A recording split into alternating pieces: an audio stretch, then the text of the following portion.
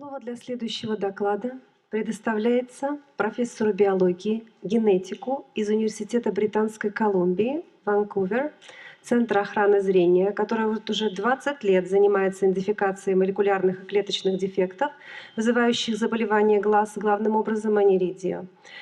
Она является разработчиком генной терапии для некоторых видов мутаций гена PAC6, мутации которого в 80% случаев, как мы с вами знаем, вызывают аниридию. Слово предоставляется доктору Cheryl Gregory-Evans. Okay, I'd like to thank Galina and the organisers of this meeting for inviting me to give this presentation. Some of the language I'll be using is difficult, and I understand that, and I hope I can convey to you the studies that we're doing. But it is a sort of technical nature to the presentation. So congenital malformation defects are fairly common. So they affect 1 in 33 newborn infants. And so as a group worldwide, that represents a large group of patients that can have potentially long-term disabilities. The cause of any one type of malformation defect could be genetic, could be caused by infections, or maybe of environmental origin. We don't necessarily know in each individual case what the underlying cause is. So the assumption is that when a child is born with a tissue malformation defect, there isn't anything you can do about that other than a surgical repair, if that's even possible. So when we consider malformations in eye diseases, they're more rare. So 1 in 3,000 newborn children have a tissue malformation defect. And as you can see in this list here, Aniridia affects around 1 in 56,000 newborns, so it's a very rare disease. So today I'm going to challenge this idea that we can't do anything about a tissue malformation defect in a child, and tell you about some studies that we've done that ignore the genetic mutations in some cases and can repair and reverse the malformation defect. Oops, wrong way. Here we go. So genome analysis and sequencing of the genome has shown that 12% of all inherited diseases are caused by a particular type of mutation called a stop codon mutation. So here is a list of different types of diseases, and at the top of the list here is Aniridia, where 40%, approximately 40% of mutations in the PAC6 gene are of this type. They're stop codon mutations. And so we thought that if we could treat that particular type of mutation, that would be treating a large number of patients. So what is a stop codon mutation? A type of drug, this is an aminoglycoside, it doesn't work on the screen. Yeah. It won't work on the screen. It only works on the wall, it doesn't work on the screen, unfortunately. Sorry. Okay, so the ribosome gets to a stop codon mutation and it doesn't go any further, so it makes a short protein. What we have done is taken a drug that will bind to the ribosome, it reads the sequence, ignores the mutation, and continues to make a normal protein.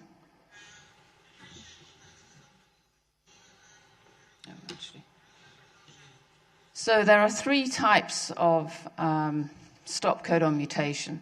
At the top here, you can have a UGA, a UAG, or a UAA change. So depending on the type of stop codon mutation you have, determines how efficiently these drugs will read through the stop codon. So if your mutation is a UGA, it'll read through quite well. If it's a UAA, the drug won't read through well, so it won't make as much protein.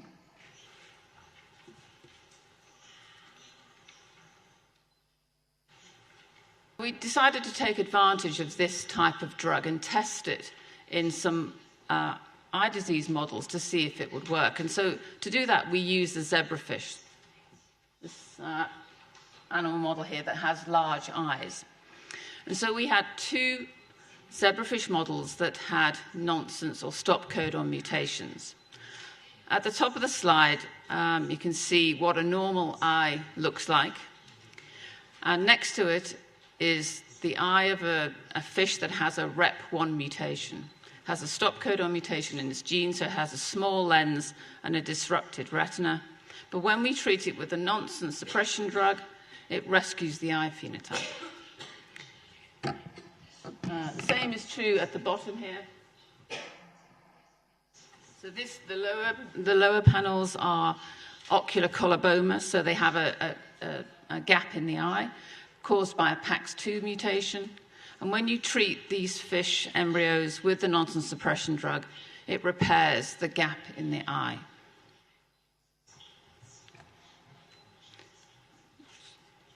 So that led us to the hypothesis that if we can use this type of drug to inhibit the nonsense or stop codon mutation, we can treat any eye disease as long as we can get the drug to the tissue at the right time.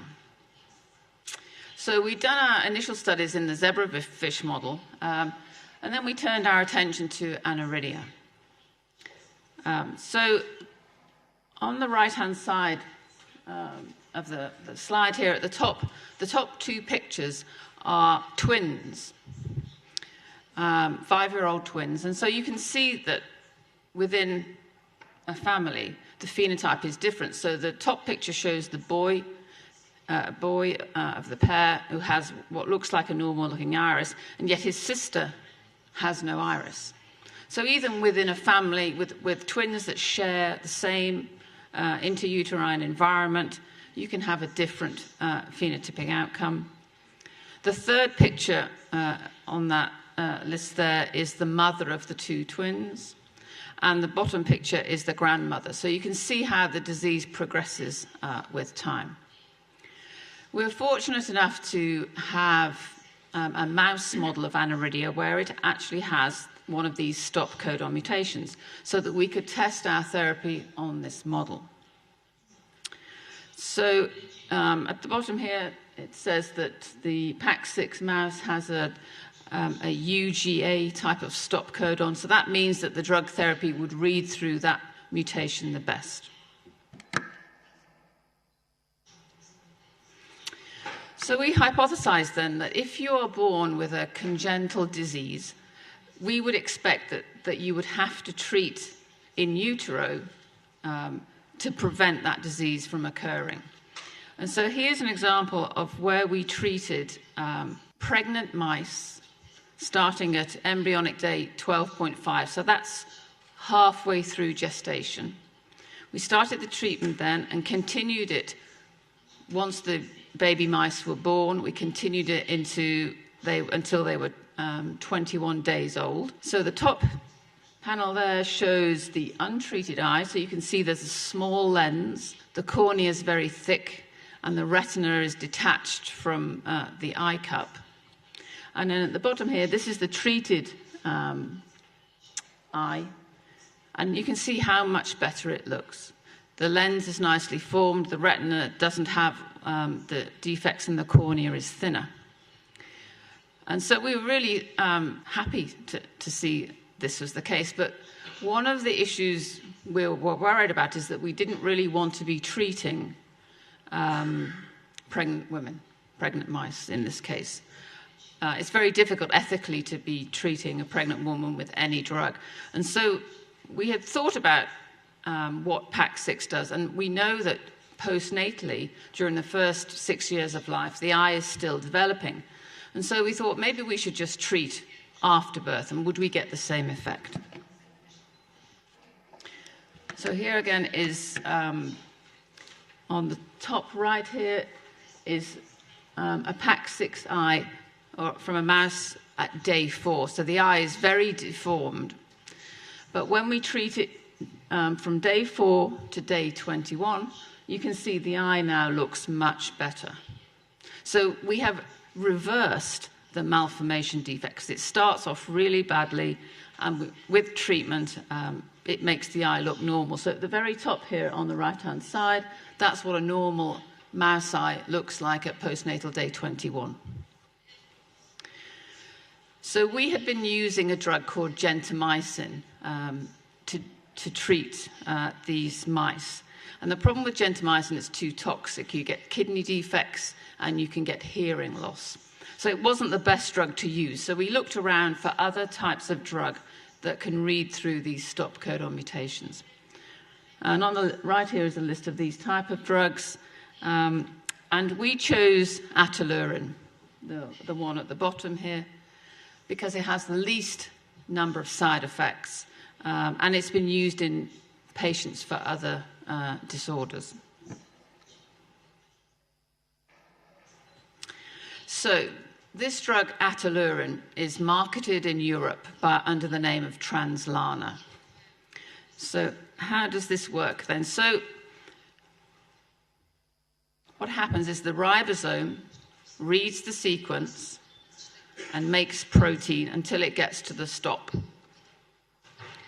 And then in the presence of the drug, it ignores the stop, continues to make the protein,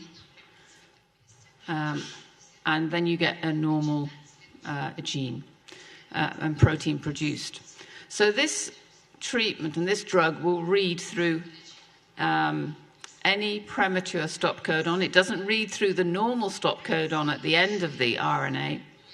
It can potentially treat any stop codon mutation for any disease. But of course, we're interested in Aniridia. And you can take it orally. So you take it it's sort of an orange juice that you take 3 times a day. So we decided to start looking at this drug, ATALUREN, in our mouse model. So we wanted to do daily injections after birth. So we started at postnatal day 4. So the 2 images on the left show at the top a PAC6 mouse that's untreated compared to the normal mouse at 4 days at the bottom. So already you can see that the retina is much thicker. So this part here is much thicker. The lens is not formed properly, and the cornea is thicker compared to the normal. So if you take that mouse and you do nothing with it, let it develop to 14 days, then you get this phenotype. So the retina starts to unfold and the lens is abnormal. And here we've just done 10 days of injections from postnatal day 4 out to day 14. So we don't get the abnormal phenotype, we get what looks like a normal eye. So what we do see, though, is the lens is slightly smaller than the wild-type lens. But other than that, the eye looks pretty good. So postnatal treatment then significantly improves the phenotype in this eye. So we looked in more detail at the cornea and in the retina. So what you can see here is that a normal cornea is about 65 microns in diameter, but here in the PAC6 treated animal, its cornea is still thicker. And when you look in high detail at the cornea, you see that this is the normal thickness of the epithelium, whereas in the treated animal, it's much thinner. So what that says to us is that the drug that we were injecting wasn't getting to the cornea. And that sort of makes sense because the cornea doesn't have many blood vessels. So if you're doing a systemic treatment, it's difficult for the drug to get to the cornea. We also looked at the retina, and this is a cross-section through a normal retina, and this is the PAC6 treated retina. So it looked pretty good. The only real difference was that the photoreceptors were slightly smaller. So this is what drove us to develop an eye drop preparation so that we could try to treat the corneal abnormalities in this mouse model. So again, we started treating at postnatal day 14 because in a mouse, they don't open their eyes until they're 14 days old. So we couldn't put the drops in. So we started at postnatal day 14. So already the eye is malformed. And if you leave a PAX6 mouse eye and don't treat it, eventually it looks like this. So the retina becomes completely detached. And it's a very unhealthy eye into saline solution, and put it into the eye twice a day out to day 60. And you can see there's a partial rescue of the disease. But what we noticed was that as soon as we put the drug into the eye, the mice would rub their eyes. So it was very irritating to the cornea. The other thing is that this drug, ATALUREN, is not soluble in water. So it's like a suspension. So it's like putting a gritty solution into your eye, and so it irritates the cornea. So we worked with some pharmaceutical colleagues to try and improve the topical application.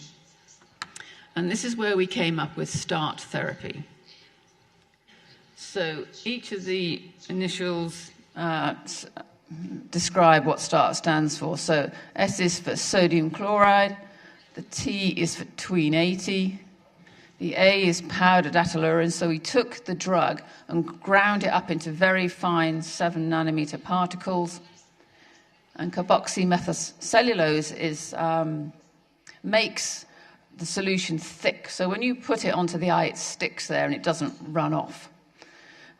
Which was a problem when you put it into the mouse eye, it just runs away. So to make it penetrate better, we used this agent carboxymethylcellulose. And here we show what happens when we treat with topical START-therapy. The eye now. So we were really happy that we could put the drop into the eye. The mice, they didn't rub their eyes, it stayed there, and it rescued the phenotype. So what we're talking about here is putting an eye drop on, the drug penetrating to the back of the eye and rescuing the retina, which is quite an amazing thing to have happened. These drugs are small molecule drugs that are able to penetrate the different tissues. So we can actually reverse then this malformation defect after birth. What I'd like to stress, though, is what you can see here in the mouse model is much more severe than you would see in a human child. Clearly, the human eye is not so malformed. But the fact that we can demonstrate such a big reversal of the tissue malformation defect gives us great hope for the future. So the idea of the eye drop was to try to rescue the cornea. So then we looked at the cornea. And as you can see here on the top left, when you treat the PAX6 mouse eye, the cornea looks much better. When we did the injections, you can see here on the bottom left, the epithelium is very thin, but with drops, the cornea is rescued.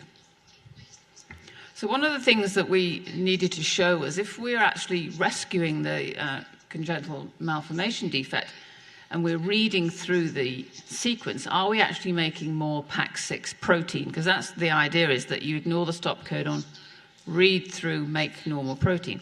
And so we checked for the amount of PAX6 protein in different tissues. So this is the normal amount of PAX6 in a wild-type animal.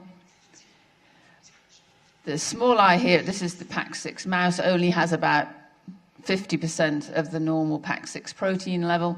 But when we treat with the drug, we're able to get more protein. Now, there's another mouse model called the new mouse, and this doesn't have a stop codon mutation. It has a missense mutation. So when we treat the new mouse with the drug, it doesn't rescue the phenotype. So that shows you that this treatment is specific for nonsense mutations, but it won't work for other types of mutation.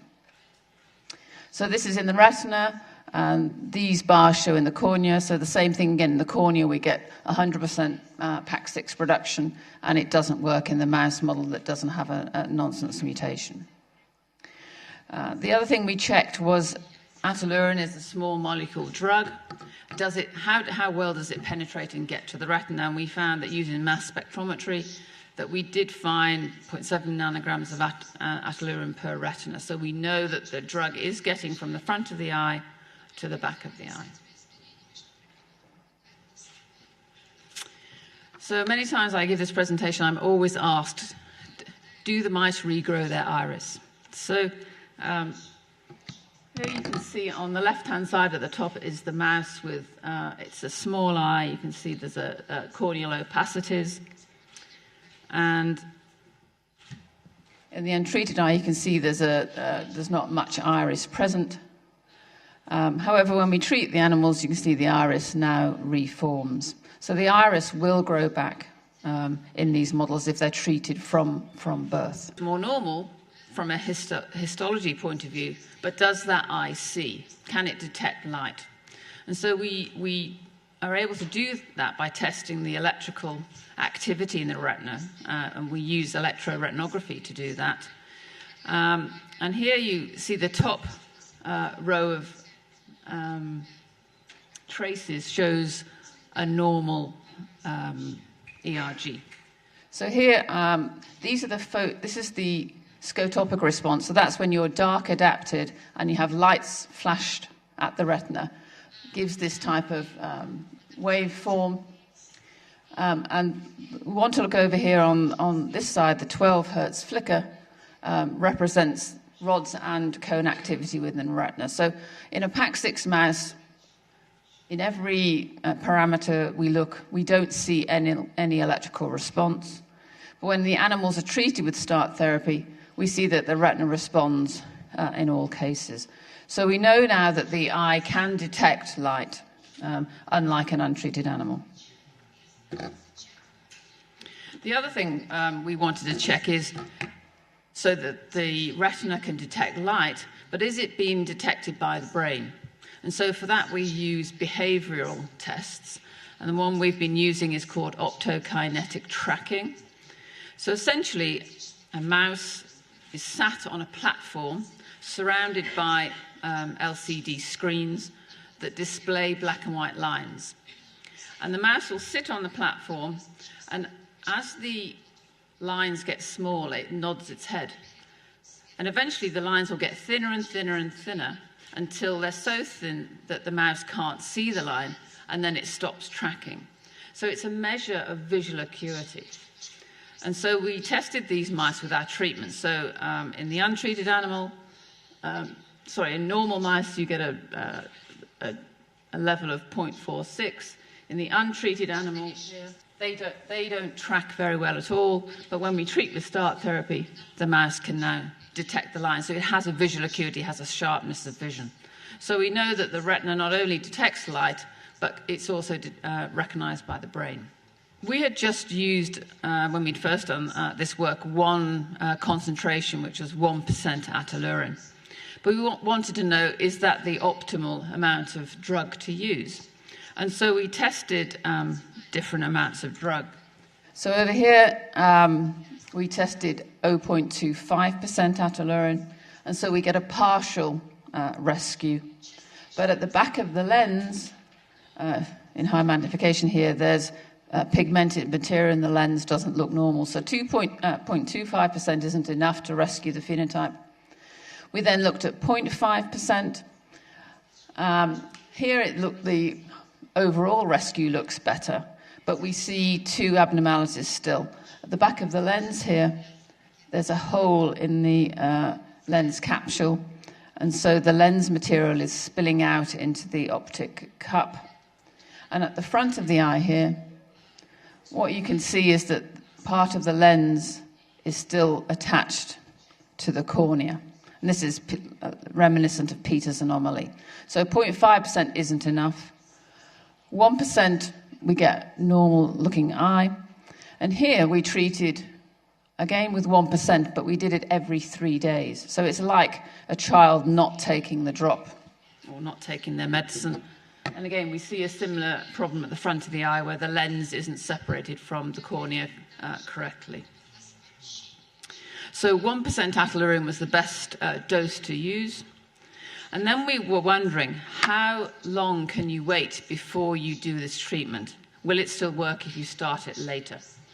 So we started it at 2 different times here, postnatal day 21 with 1%, and we got a pretty good rescue. But when we started it at postnatal day 28, what we found is that the lens was huge. It almost filled the whole eye. And then we had lens defects as well.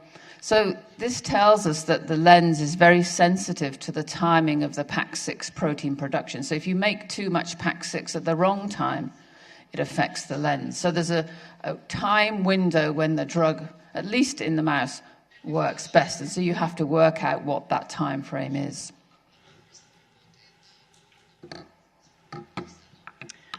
Okay, so I've told you then that nonsense suppression therapy increases PAX6 protein dosage. It restores the electrical and behavioral responses of the retina, and it stably reverses the malformation defects. So if you take a mouse, you treat it with a drug, and then you remove the drug, then the defects don't come back. So once it's repaired, it's fixed. At least from the retinal point of view, that works well. If you then look at the cornea, if you take the drug away from the cornea, then it starts to revert and the defects start to come back. So the cornea is very sensitive to the amount of PAX6, and it needs to have a continual amount of PAX6 being present. We know that the formulation and the mode of delivery is critical from our mouse studies, but we therefore know that in the postnatal time, the eye is very plastic. It can change itself, and this was never known before. It was always assumed that once you are born with a defect, there's nothing you can do about it. But that's not the case. We know at least in the eye, you can revert that. And that's because the eye is still developing after birth. It takes 4 or 5 years to get full visual capacity. And so it sort of makes, when you think about it in that way, it's not surprising that we can manipulate the eye, if you like. One thing that I'm very interested in is foveal hyperplasia, and we touched on this several times here. So when a child is born, it has a foveal pit, but it only has a single row of photoreceptors. These are things that detect light. It takes 4 years to develop the full potential of the retina. So you can see there are many more photoreceptors in the center part of the retina. And so that window of opportunity, that 4 years, is a really great time to be trying to rescue the retinal defects. To reverse the foveal hyperplasia needs to be done in this, because this is when the fovea is developing. So some patients, this is an OCT image of a normal fovea, and this is a partial Aniridia foveal hyperplasia case. So we would like to be able to treat a patient to go from this to this. And it is possible to do that within the first 4 to 5 years of life. So this treatment would have to be taken from birth, I think, for humans. Okay, so from a scientific point of view, we're sort of interested in knowing how can PAX6 reverse these malformation defects, and are the other genes that it interacts with, are they present? And we need to understand what genes PAX6 is driving. And so how does this translate to human PAX6 eye defects? So I've said that a mouse with a PAX6 mutation is much more severe than the human scenario. We don't know what the window of time is in comparison with a mouse with a human. So a mouse is mature at 6 weeks of age. And so probably we're talking about treating the foveal hyperplasia within the first 5 years of life, but probably going up to young teenagers, that would be the time to start treating this condition. So this drug I've been telling you about, ATALUREN, it's been used in other models with nonsense mutations, things like Duchenne muscular dystrophy, it's been used in cystic fibrosis. So patients that have nonsense and stop codon mutations have been tested with this drug. And we have used this drug not only in aniridia, but we've used it in ocular coloboma, retinitis pigmentosa, choroideremia, and Leber's congenital amaurosis. So we have shown that you can, it doesn't matter what the disease phenotype is, as long as you have a stop codon mutation, we can treat it if you start early enough. So this is animal models of these different diseases. So we've got a pharmacological drug. It doesn't matter the type of inheritance. It doesn't matter what the actual gene is. But what it means is a large group of patients can benefit from this type of treatment. So from a clinical trial point of view, this drug's currently in trials for Duchenne muscular, for cystic fibrosis. It's now approved in Europe for treatment for Duchenne muscular dystrophy. And so patients are now receiving this treatment in Europe. Oddly enough, patients in America and Canada can't get the drug, but in Europe, the drug is available. There are trials going on for CF and for mucopolysaccharidosis. And in collaboration with PTC Therapeutics, which is the company that makes the drug, we're initiating a phase 2 trial for aniridia in September of this year.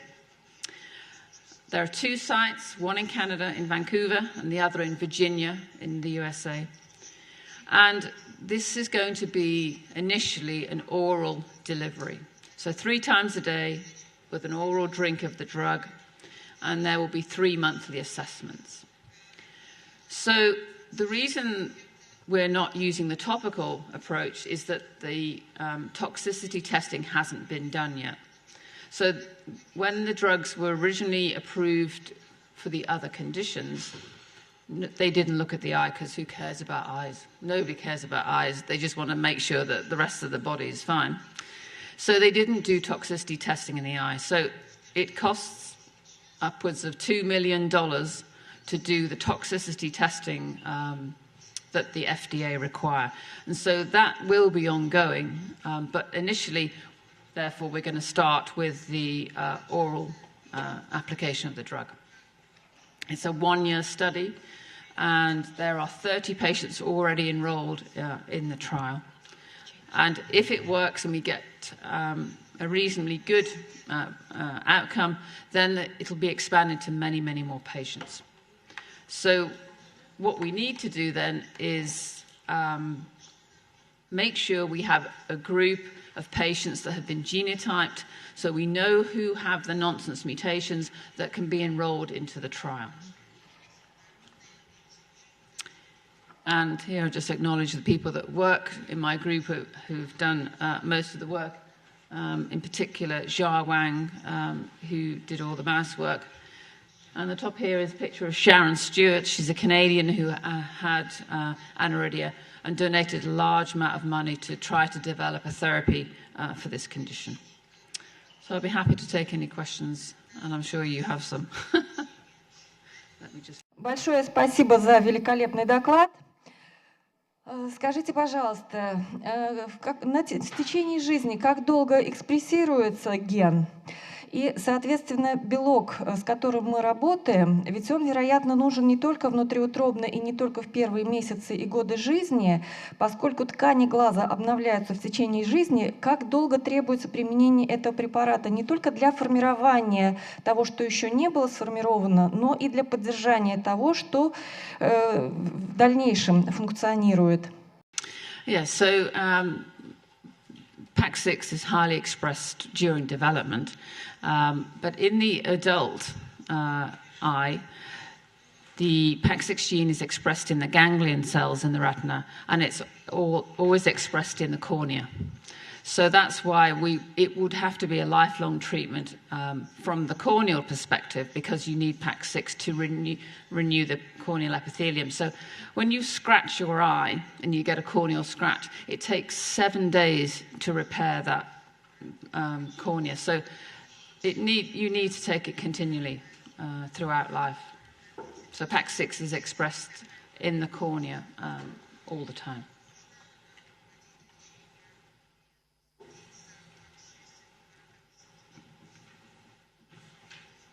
И второй вопрос, пожалуйста. С какого времени проводится офтальмологический осмотр в Европе, в Соединенных Штатах и в Канаде? Потому что у нас в родильном доме офтальмолог детей не осматривает. Если мы имеем такое узкое терапевтическое окно, то есть мы должны тогда рекомендовать национальный скрининг, осмотр врачом-офтальмологом детей практически в первый день жизни. Yeah, 4 weeks is fine. I mean, we're talking about the first 4 years of life. So if you want to try to repair the foveal hyperplasia defect. So, starting very young, 4 weeks of age is fine. Although our study, when we do the clinical trial, we're not going to be testing children under the age of 5, because the problem is that, for example, some of the outcome measures require them to be able to sit in front of a slit lamp. And so that's very difficult for, a young child to sit still. However, when we do the larger study, we will be treating younger children.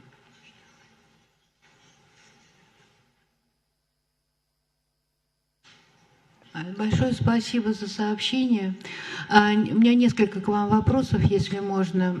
Первый. Не могли бы вы пояснить, как проникает ваш препарат из конъюнктивальной полости в ядро клетки, и как проникает из желудочно-кишечного тракта ваш препарат в ядро клетки? So it's a small molecule drug. So it's so tiny that it penetrates from the front of the eye to the back of our eye, and we know that because we can measure it. So we've measured ATALUREN by mass spectrometry and found it in the retina. So small molecules can pass through membranes. It's a well-known thing. Ну вот а как она проникает и узнает то место, куда она достроится? Там же есть, мы знаем, что трансмембранные белки, трансмембранные гены, которые работают на уровне клетки и внутри клетки. Это довольно сложный каскадный механизм контроля генома. Как все-таки происходит это? Пока это не изучено. So it doesn't require a transmembrane pump to get it in. It just goes by diffusion because it's so small. The cells are undergoing pinocytosis and taking in fluid all the time, and so it just goes through the normal diffusion process. И не было обнаружено вами врожденных пороков развития других органов и систем после воздействия вашего препарата в период на мышах, в эмбриогенеза? No, so if, for example, you have multiple different mutations that we all carry as as heterozygotes, and so we don't actually express a phenotype, you might predict that this drug would read through those somatic mutations, but it would make them better. It would make us a hyperhuman. If we haven't found any extra effects by reading through nonsense mutations that we carry that are silent. And it doesn't read through the normal termination codon, so we don't cause too much protein in other genes. So we haven't seen any somatic effects at all. Спасибо. Последний вопрос. Эксцепленная хориодеремия, эксцепленная рецессивная хориодеремия не вызывается мутациями в гене ПАКС. Вот какое воздействие тогда гена ПАКС-6 на улучшение этого заболевания, на его исчезновение? Как вы считаете? Если я правильно поняла, что вы используете ген ПАКС-6 для лечения хориодеремии. No. So those examples I showed you of the other diseases is because those diseases have nonsense mutations. So this drug isn't specific for PAX6. It works on any gene that has a nonsense mutation. So choroideremia is caused by a mutation in the REP1 gene. And 70% of cases of choroideremia are nonsense mutations. So it rescues the phenotype because it has a nonsense mutation, not because it's got anything to do with PAX6. This drug isn't specific for PAX6, it's specific for a type of mutation. So choroideremia, RP, ocular coloboma genes that have nonsense mutations, this drug will read through, just like treating Duchenne muscular dystrophy and cystic fibrosis. The drug works not because of the gene affected, it's because of the type of mutation that's affected. So choroideremia is not rescued because of the PAX6 effect, it's rescued because it's reading through its own mutation. Спасибо за пояснение. Господа, хочу вам напомнить, что идет онлайн-трансляция нашего мероприятия, и поступают вопросы. Но в данном случае пришли вопросы не генетику, а детским офтальмологам, поэтому я их, наверное, задам попозже. Еще есть вопросы к доктору Шерил? Катя Сараева, как раз нонсенс-мутация у ребенка. Немножко волнуюсь. Мы все знаем, что вы проводите эксперименты на детях. Первый эксперимент прошел. Вы, может, не можете говорить нам результаты, но означает ли набор второй группы успех первой группы детей? Спасибо.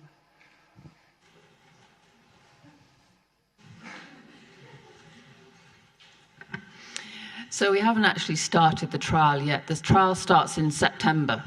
We've not tested the drug on any Aniridia patients yet. So it starts in September this year, and so we have no data yet.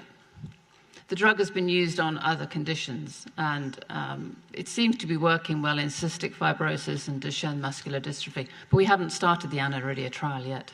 So we've recruited the first 30 patients. They're going through their initial studies now to look at the baseline level of their problems. And then from later on this year, we'll start and we'll report the results in a year's time. So I have no results right now. Группа или группа уже набрана, доктор Шерил? Потому что вот, например, ребенок маленький, как раз подходит по возрасту, и до сентября еще время есть. Означает ли это, что они могут быть участниками эксперимента? I would advocate that all patients, no matter what age, you do the genetic testing to see if they have a nonsense mutation. And young children will be included later on, but the rules and the regulations and the ethics say that we can't use the drug in children under 5 at the moment. But we will be able to perhaps in the future once we get some positive data. Even at the moment, the drug is not used in cystic fibrosis or in muscular dystrophy patients that are under 5 years of age. So right now, I say we can't use it, but we don't. In the future, we may be able to. А каков предельный возраст применения этого препарата для ребенка? Вы говорите от 5 лет, а предельно вот максимальный, когда еще можно что-то сделать? Спасибо.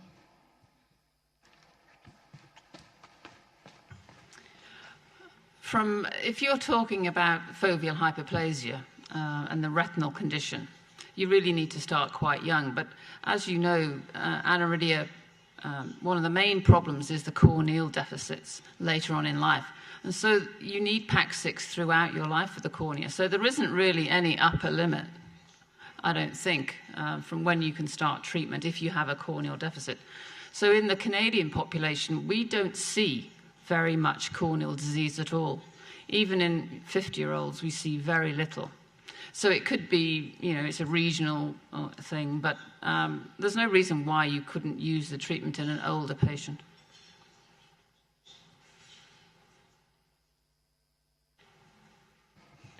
Вопрос про 5 лет. Это вопрос законодательного характера, этического, или это вопрос врачебного контроля? Мы просто не услышали.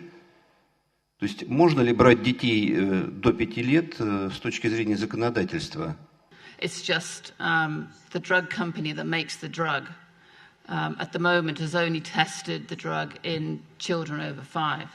It's to do with the FDA approval. It's not legal. It's just an ethical thing right now. Once they know that there's no toxicology problems, then I don't see there's an issue going into younger children. It's just that when you do clinical trials, there are certain rules and regulations that say you can only treat within a certain age window because you don't want to be affecting, kids So it's not, you know, it's not really legal, it's just an ethical thing that the drug companies have to abide by until such time that they can show there's no toxic effects.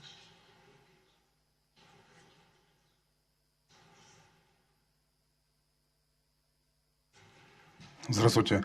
Такой вопрос. Если уже проводилась операция, возможно ли применение этого препарата? The things that we're going to be measuring in the trial is to look at how well the drug works for controlling glaucoma.